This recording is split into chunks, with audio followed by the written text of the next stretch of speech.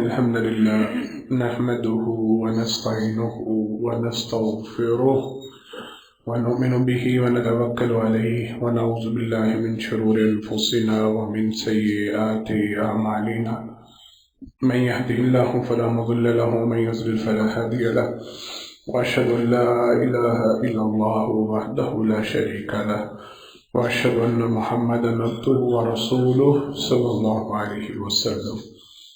أما بعد فإن خير الحديث كتاب الله وخير الهدي هدي محمد صلى الله عليه وسلم وشر الأمور محدثاتها وكل محدثة بدعة وكل بدعة ضلالة وكل ضلالة في النار. أعوذ بالله السميع العليم من الشيطان الرجيم من حمده ونفخه ونفثه. بسم الله الرحمن الرحيم. من المؤمنين رجال صدقوا ما عاهدوا الله عليه فمنهم من تبع نحبه ومنهم من ينتظر وما بدلوا تبديلا. ہر قسم کی تعریفات حمد و ثنا اللہ رب العالمین کے واسطے خاص ہیں. انگن لا تعداد بے شمار درود و سلام ہو امام الانبیاء حبیب کبریا جناب محمد مصطفیٰ صلی اللہ علیہ وسلم کی ذات گرامی پر. حضرات محترم، گزشتہ خطبات میں اللہ رب العالمین کی توفیق سے اللہ کی رحمت کے حوالے سے چند گزارشات پیش کی گئیں. آج اسی سلسلہ میں انشاءاللہ العزیز بات کو لے کے آگے بڑھنا ہے. یہ تذکرہ ہوتا رہا کہ اللہ رب العالمین کی انسانوں پر رحمت بے شمار ہے. ہم میں سے اگر کوئی شخص اللہ کی رحمتوں کا شمار کرنا چاہے، اللہ کی رحمتوں کو گننا چاہے، ہمیں سے کوئی بندہ اللہ کی رحمتوں کا شمار نہیں کر سکتا. ہم اللہ کی رحمتوں کو گن نہیں سکتے. بے شمار رحمتیں، بے شمار انعامات اللہ کے ہم انسانوں پہ. پھر رحمت کے کئی مناظر، کئی معاملات جو اللہ رب العالمین نے ہم انسانوں کی ذات کے حوالے سے رکھے ہیں وہ پیش کیے گئے. آج انشاءاللہ العزیز اسی سلسلے کی ایک کڑی آگے اس کو بیان کرنا ہے. اللہ رب العالمین کا ایک خاص انعام یہ ہے، ایک خاص رحمت یہ ہے، ایک خاص فضل یہ ہے.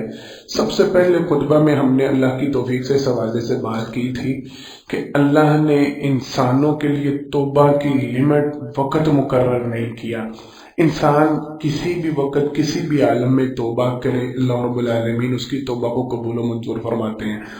آج کے خطبہ کے حوالے سے بات یہ ہے، جناب محمد مصطفیٰ صلی اللہ علیہ وسلم کی حدیث مبارکہ سرور کائنات صلی اللہ علیہ وسلم نے ارشاد فرمایا، صحیح بخاری کی حدیث مبارکہ ہے. آپ صلی اللہ علیہ وسلم نے ارشاد فرمایا، اذا اراد اللہ بعبد خیرا استعملہ. بڑی توجہ کے ساتھ اس معاملے کو سمجھنا ہے، جاننا ہے. فرمایا نبی کریم صلی اللہ علیہ وسلم نے جب اللہ کسی بندے کے ساتھ خیر کا ارادہ رکھتے ہیں نا، خیر سے مراد اللہ کی رحمت ہے، اللہ کا فضل ہے. جب اللہ یہ چاہتے ہیں کہ کسی بندے کے ہاتھ میں بھلائی ہو، اللہ کی رحمت اس پہ ہو، اللہ کا انعام اس پہ ہو، آپ صلی اللہ علیہ وسلم نے فرمایا اللہ اس بندے کو استعمال کر لیتے ہیں. صحابہ نے عرض کی اللہ کے پیغمبر صلی اللہ علیہ وسلم یہ استعمال ہے، اس سے کیا مراد؟ اللہ کے استعمال کرنے سے کیا مراد؟ سرور کائنات صلی اللہ علیہ وسلم نے ارشاد فرمایا، لیوفق اللہ رب العالمین اس کو توفیق دیتے ہیں لعمل صالح قبل الموت، مرنے سے پہلے پہلے اللہ اس کو خیر کے کام کرنے کی توفیق دے دیتے ہیں. یہ استعمال کرنے کا سادہ سا ترجمہ مفہوم ہے، اس کا سمجھ لیں. مفسرین نے اس کا جو مطلب بیان کیا وہ یہ ہے، جب اس کی موت کا وقت قریب ہوتا ہے اللہ اس کو خیر کے کاموں میں مشغول کر دیتے ہیں، اللہ اس کو خیر کے کاموں میں. ایک دوسری حدیث مبارکہ، یہ حدیث بھی بخاری شریف کی ہے اور آپ صلی اللہ علیہ وسلم نے اس میں بڑے سادہ سے الفاظ میں اور بڑے اچھے انداز میں اس کی وضاحت فرمائی. آپ صلی اللہ علیہ وسلم نے فرمایا، انسان اپنی زندگی کے معاملات گزار رہا ہوتا ہے، اپنی زندگی کے معاملات میں مشغول ہوتا ہے. فرمایا اس کی زندگی کا اگر نچوڑ دیکھا جائے، توجہ کے ساتھ، اس کی زندگی کا اگر نچوڑ دیکھا جائے تو بظاہر معلوم یہ ہوتا ہے جو اس کی روٹین ہے، جو اس کے معاملات ہے، ان معاملات کی بنیاد پہ وہ جہنم میں جائے گا. کہاں پہ جائے گا؟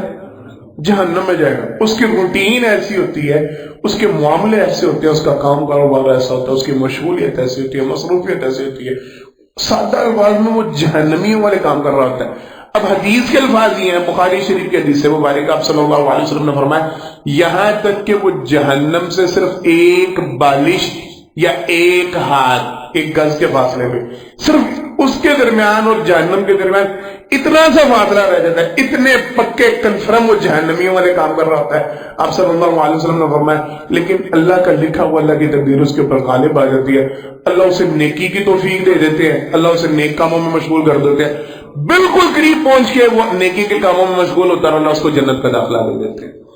یہ اللہ کی رحمت ہے، یہ اللہ کا انعام ہے۔ اللہ رب العالمین انسان زندگی کے کسی بھی لمحے میں اگر یوں ٹنگ لے لیتا ہے، واپسی کی طرف منہ اختیار کر لیتا ہے، اللہ رب العالمین انسان کو برا بلا نہیں کہتے۔ یہ معاملہ نہیں ہوتا کہ نہیں اس نے ساری زندگی تو گناہوں میں گزاری ہے، آخری وقت میں اچھا بن گیا تھا، آخری وقت میں نیک ہو گیا تھا، آخری نہیں، واضح حدیث، واضح الفاظ، آپ صلی اللہ علیہ وسلم نے فرمایا اس کے درمیان اور جہنم کے درمیان صرف ایک بالشت یا ایک ہاتھ کا فاصلہ رہ گیا ہوتا ہے۔ اللہ رب العالمین سے سچے دل سے توبہ کر کے نیکی کے کاموں میں مشغول ہو جاتا ہے، اللہ رب العالمین اس کی نیکی کی بنیاد کے اوپر اس کو جنت کا داخلہ دے دیتے ہیں۔ حضرات محترم، نبی کریم صلی اللہ علیہ وسلم کی ایک اور حدیث سے مبارکہ، اس میں اس سے بھی زیادہ وضاحت، آپ صلی اللہ علیہ وسلم نے ارشاد فرمایا تھا، فرمایا انسانوں کا شمار بھی، انسانوں کا انداز بھی برتن کی طرح، برتنوں کی طرح ہوتا ہے، لوگ انسان بھی برتنوں کی طرح ہوتے ہیں۔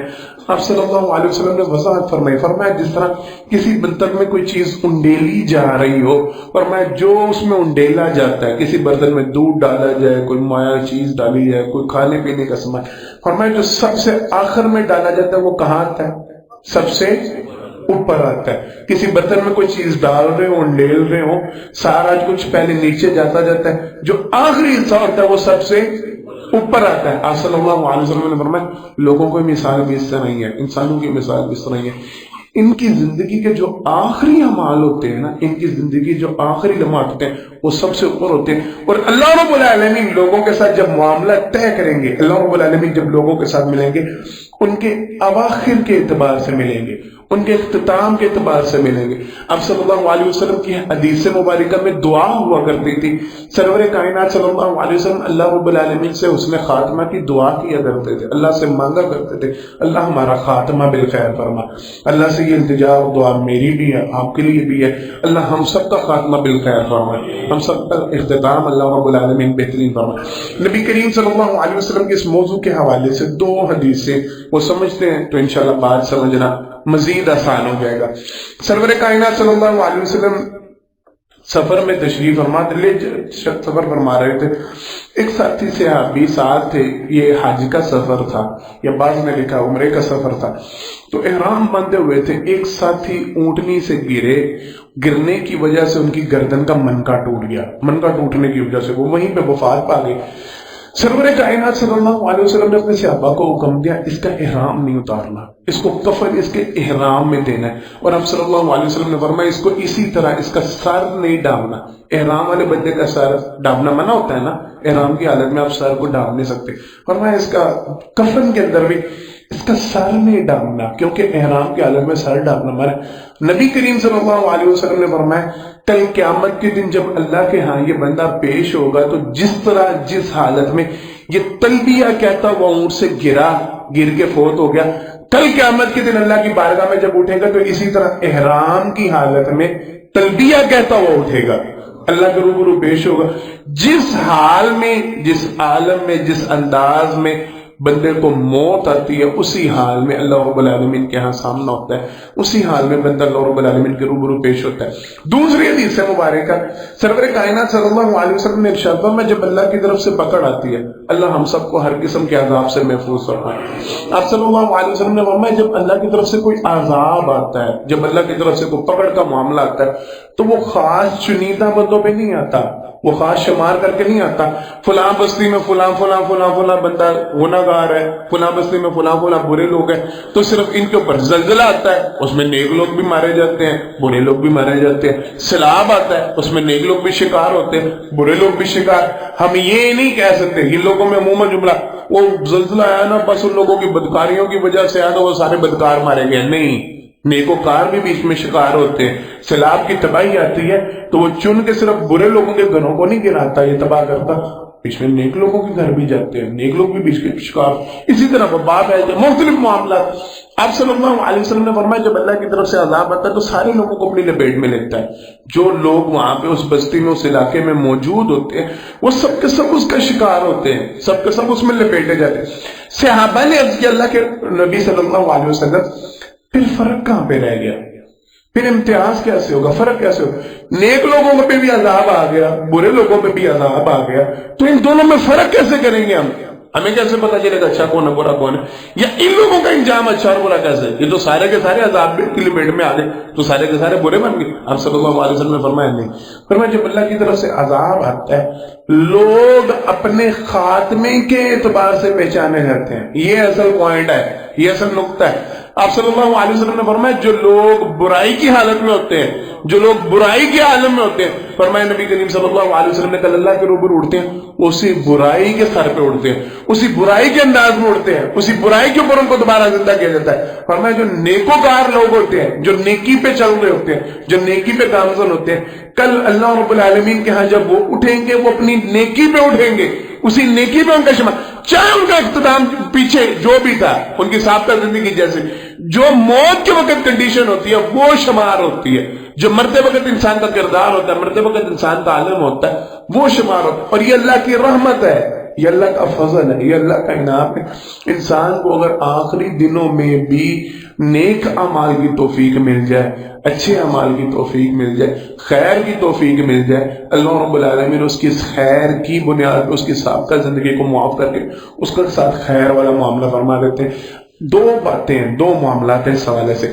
پہلی بات، مجھے اور آپ کو بھی جناب محمد مصطفیٰ صلی اللہ علیہ وسلم کی طرح اس دعا کو اپنا معمول بنانا چاہیے۔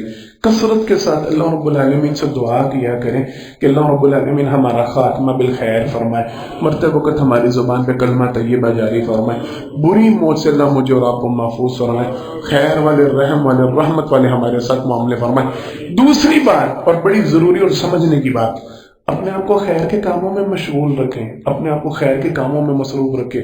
مفسرین کرام، محدثین کرام نے مختلف تفاسیر میں، مختلف روایات میں تقریباً کم و بیش 25 کے قریب ایسے معاملات بیان، ہمارے پاس اتنا وقت نہیں ہوتا، اتنا ٹائم نہیں ہوتا کہ وہ بیان کیے جائیں، 25 کے قریب ایسے معاملات بیان کیے کہ جن کے اندر انسان کو اپنے آپ کو مشغول رکھنا چاہیے، اپنے آپ کو معمول بنا لینا چاہیے تاکہ اس کا خاتمہ بالخیر ہو۔ میں مختصر آپ کو اشارے کر دیتا ہوں، کوشش یہ کرنی چاہیے کثرت کے ساتھ زبان کے اوپر اللہ کا ذکر رکھا کریں تاکہ کسی بھی لمحہ موت آئے تو ہماری زبان پہ اللہ رب العالمین کا ذکر جاری ہو۔ اللہ رب العالمین ہمیں اس حال میں موت عطا فرمائے، ہماری زبان پہ کلمہ طیبہ جاری ہو، ہماری زبان پہ سبحان اللہ، الحمدللہ، اللہ اکبر، لا الہ الا اللہ، خیر کے کلمات ہماری زبان سے جاری۔ دوسری بات، برے کلمات سے، برے الفاظ سے اپنے آپ کو محفوظ رکھا کرے۔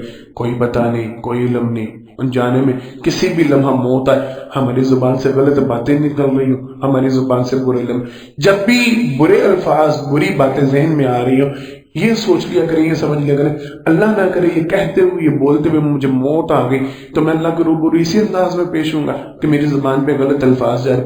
برے کاموں سے اجتناب کیا کریں، برے کاموں سے اپنے آپ کو دور رکھا کریں، یہ سوچتے ہوئے، یہ سمجھتے ہوئے اگر مجھے اس عالم میں موت آ گئی تو کیا اللہ کے روبرو میں اس برائی کی عالم میں پیش ہوں گا، میں اس بری حرکتوں میں۔ یہ مختصر سے میں ان 25 کاموں کا خلاصہ بیان کر رہا ہوں۔ برا کوئی بھی کام ہو، گانے سننا ہو، فلمیں دیکھنا ہو، ڈرامے دیکھنا ہو، ٹی وی دیکھنا ہو، جو جو چیزیں آپ کو مشغول رکھ رہی ہیں، مصروف رکھ رہی ہیں، جس میں آپ کا زیادہ ٹائم، نوجوانوں کو میں خاص نصیحت کیا کرتا ہوں، رات کو سوتے وقت کانوں میں ہینڈ فری لگا کے سونا اور بڑے فخر سے سنانا، مجھے تو پتہ ہی نہیں چلتا، ویسے نیند ہی نہیں آتی، میں وہ بس کانوں میں ہینڈ فری لگی ہوتی ہے، گانے چل رہے ہوتے ہیں، پتہ نہیں چلتا کس وقت سو جاتا ہوں۔ اللہ نہ کرے، اللہ نہ کرے، بڑی دنیا ایسی ہے جو رات کو سوتی ہے، سب اٹھنے کی توفیق ہی نہیں ملتی۔ یہ موت کی دوسری قسم میں نہیں ہے، آپ کو پتہ ہی نہیں ہوتا، موت کا ایک عالم ہوتا ہے نیند۔ آپ اگر اسی عالم میں اللہ رب العالمین کے روبرو پیش ہو گئے، آپ کو دوبارہ اٹھنے کی مہلت ہی نہ ملی، دوبارہ زندگی نہ ملی، تو کیا اس حال میں آپ کی موت ہوئی ہوگی کہ آپ کے کانوں میں گانے چل رہے ہوں گے، آپ کے کانوں میں ہینڈ فری لگی تھی اور اس کے اوپر فوش الفاظ چل رہے تھے، فوش ڈائلاگ چل رہے تھے، فوش باتیں چل رہی تھی؟ کیا روبرو آپ اللہ کے پیش ہو؟ گاڑیوں میں سفر کرتے ہوئے میں نوجوانوں کو نصیحت کیا کرتا ہوں، اللہ کے لیے اپنی گاڑی میں یہ گانے شانے نہ چلایا کریں، خدا نہ خاصا، اللہ نہ کرے، اللہ نہ کرے کسی بھی وقت ایکسیڈنٹ ہو جاتا ہے، ہوتے ہیں ایکسیڈنٹ کے نہیں ہوتے، اور روز لوگ مرتے ہیں کہ نہیں مرتے؟ اللہ نہ کرے اللہ نہ کرے اگر اس عالم میں ویڈیوز آئی ہوئی ہیں. 2-3 سال پہلے ٹک ٹاکر بڑا مشہور وہ مرا تھا, ویڈیو بنی تھی, ساری ویڈیو ریکارڈ ہوئی تھی, فل گاڑی میں گانے چل رہے تھے, گپے چل رہے تھے, گل گپاڑا چل رہا تھا اور گاڑی جا کے ٹکرائی, وہ آج تک محفوظ ہے. کس عالم میں موت ہوئی, کس حال میں اللہ رب العالمین کے روبرو پیش ہو. گاڑی میں گانے چل رہے ہیں, آپ کے ایکسیڈنٹ ہوتا ہے, آپ ادھر ہی فوت ہوتے ہیں, تو اللہ کے روبرو گانے سنتے ہوئے گل گپاڑا کرتے ہوئے آپ فوت. اچھی موت نہیں, بری موت سے اللہ کی پناہ مانگنی چاہیے. تو بچنے کا طریقہ یہ اپنے آپ کو گناہ کے کاموں سے محفوظ رکھے, بچا کے رکھے. کوشش یہ کرے ہر وقت اچھے کام, ہر وقت اچھی سوچ, ہر وقت اچھی فکر, کثرت کے ساتھ سجدے کیا کرے. لوگ دعا کرتے ہیں اللہ سجدے میں موت عطا فرمائے, نمازیں نہیں پڑھتے. بات سمجھ میں آ رہی ہے؟ دعا یہ ہوتی ہے کہ اللہ سجدے کے عالم میں موت ہے, تو سجدہ جو اصل فرض سجدہ وہ کرنے کی ان کو توفیق نہیں مل رہی ہوتی, فرض نمازیں ادا نہیں کر رہے ہوتے, فرض سجدے ادا نہیں کر, تو سجدے میں موت کیسے آنی ہے؟ یہ تو کثرت کے ساتھ سجدے کرنے والے کو سجدے سے موت آئے گی نا.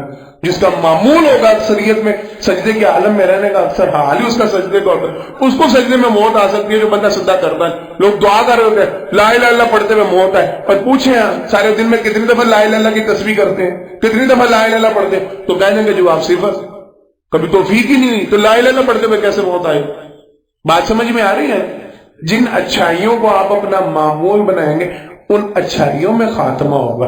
جن برائیوں سے آپ اجتناب کریں گے ان برائیوں سے بچتے ہوئے اگر آپ کو موت آئے گی. اگر آپ کی زندگی میں برائیوں کا معمول زیادہ ہے, نیکی کا معمول کم ہے, پھر معاذ اللہ اللہ محفوظ رکھے, پھر برے حالت میں موت آنے کے چانسز زیادہ ہیں, پھر بری موت آنے کے, پھر اچھائی کی موت نصیب نہیں ہوگی. اللہ ہم سب کا خاتمہ بالخیر فرمائے, ہم سب کو اچھی موت عطا فرمائے. اللہ کی رحمت ہمارے موضوع کے حوالے سے اللہ کا انعام ہی ہے, خاتمہ جس کا بالخیر ہو, آخری وقت جس کا بہترین ہو, اللہ رب العالمین اس کے ساتھ اس کے آخری وقت کے مطابق معاملہ فرماتے ہیں. اگر وہ خیر کے کاموں پہ گیا اللہ باقی زندگی کو نہیں دیکھتے, اللہ اس کے آخری وقت کے مطابق اس کے ساتھ اچھائی کا معاملہ کر دیتے.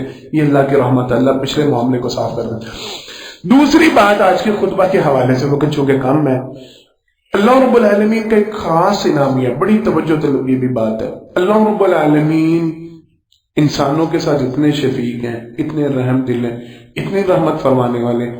انسان اللہ رب العالمین کی نافرمانی کے کام کر رہے ہوں, انسان برائیوں میں مشغول ہوں, انسان برے کاموں میں لگے ہوں, لگا کاموں میں, غلطیاں کوتاہیاں, واضح حدیث ہے, واضح معاملہ ہے. انسان ہے ہی خطا کا پتلا. نبی کریم صلی اللہ علیہ وسلم کی واضح حدیث مبارکہ, کل بنی آدم خطاؤن, ہر بنی آدم اس سے خطا ہوتی ہے. کوئی بندہ یہ نہیں کہہ سکتا, یہ نہیں کلیم کر سکتا میں غلطیوں سے پاک ہوں, میں گناہوں سے پاک ہوں, مجھ سے غلطی نہیں ہوتی, مجھ سے برائی ہر ایک سے ہوتی ہے. کسی میں کوئی کمی ہوتی ہے, کوئی زبان کا برا ہوتا ہے, کوئی اخلاق کا برا, کوئی ہاتھ کا برا, کوئی لین دین کا, چلتی ہیں کمیاں کوتاہیاں چلتی ہیں. ایک معمول نہیں بنانا چاہیے, عادت نہیں بنانا چاہیے. دوسری بات ان کے اوپر تفاخر نہیں ہونا چاہیے, اپنی غلطیوں کا تذکرہ خود نہ کریں کبھی بھی.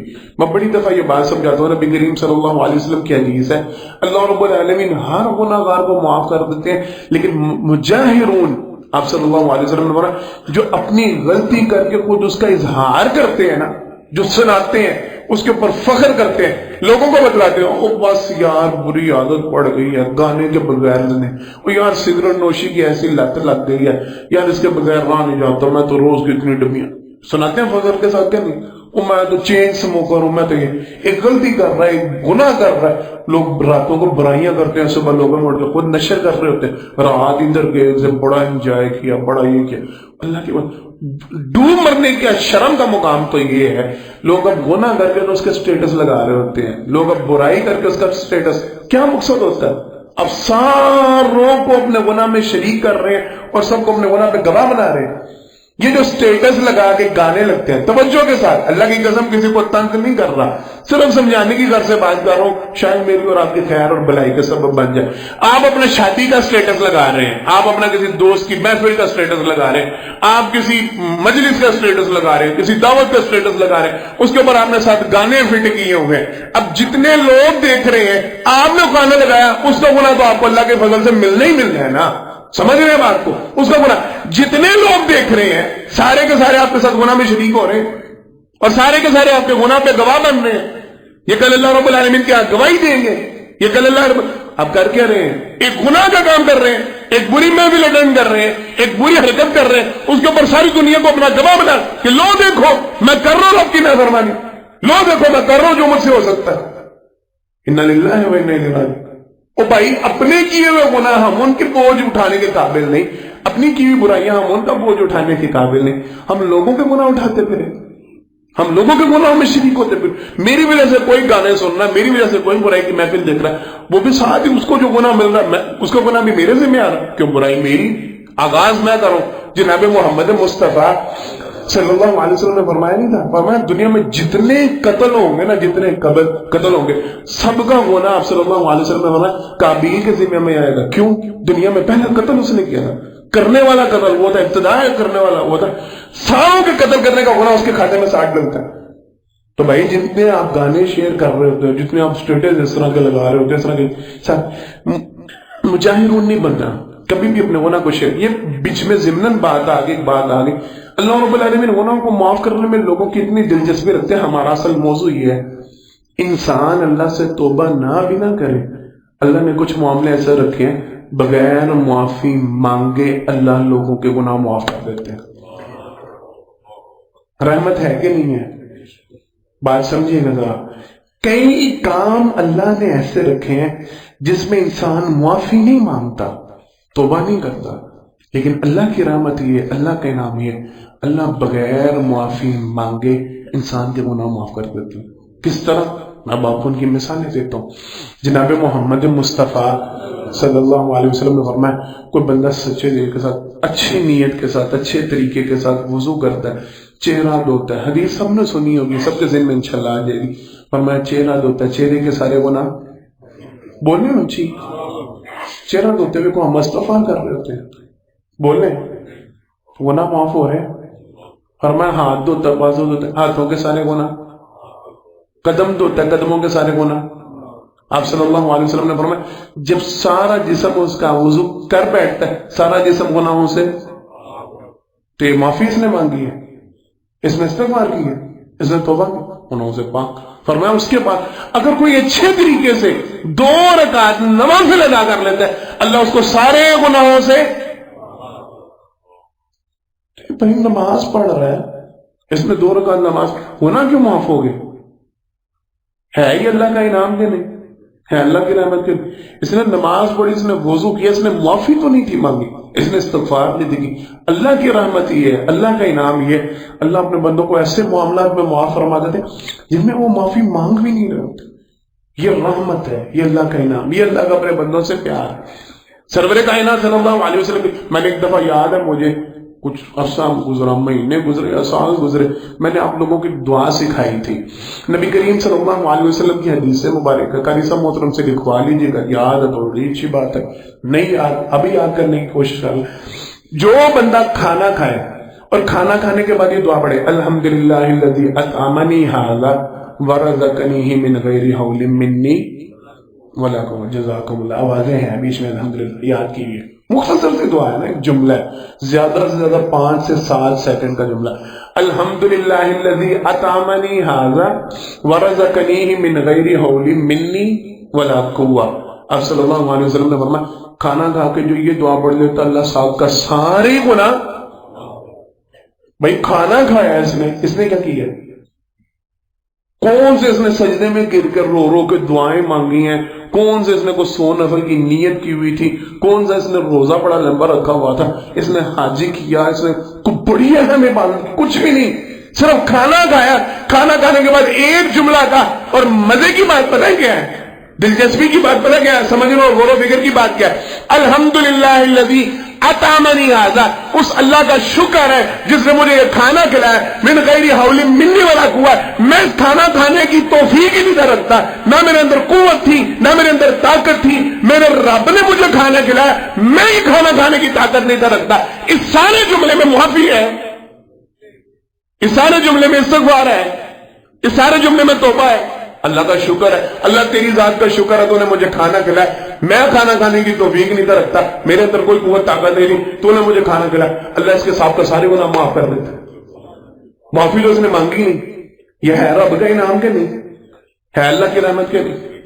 فرمایا جس نے لباس پہنا، کپڑے پہنے، ضروری نہیں کوئی نیا سوٹ ہو، ایک تو ہے نا نئے لباس پہننے کی دعا، وہ نہیں، کبھی بھی گھر میں کپڑے چینج کیے، جمعہ کے لیے جانے لگا نیا نہیں، عام کپڑے، گھر سے کپڑے نکالنے پہنے، دفتر میں جانے لگا لباس پہنا، کہیں کسی دوست کے ساتھ ملنے جانے کے لیے لباس پہنا، لباس تبدیل کیا اور دعا پڑھی الحمدللہ، صرف ایک جملے کا فرق، ایک لفظ کا فرق ہے، وہاں تھا الحمدللہ الذی اطعمنی ھذا، یہاں پہ جو بولا الحمدللہ الذی کسانی ھذا ورزقنی من غیر حول منی ولا قوہ، لباس پہنا اور دعا کی، اللہ تیری ذات کا شکر ہے، اللہ تیرا شکریہ، تو نے مجھے یہ لباس مہیا کیا اور میں نے یہ لباس پہن لیا، اللہ میرے اندر طاقت نہیں تھی، میرے اندر قوت نہیں تھی کہ میں اس لباس کو پہننے کی قدرت رکھتا۔ جناب محمد مصطفیٰ صلی اللہ علیہ وسلم نے فرمایا اللہ صاحب کا سارے گناہ معاف کر، ہے اللہ کی رحمت کے نہیں،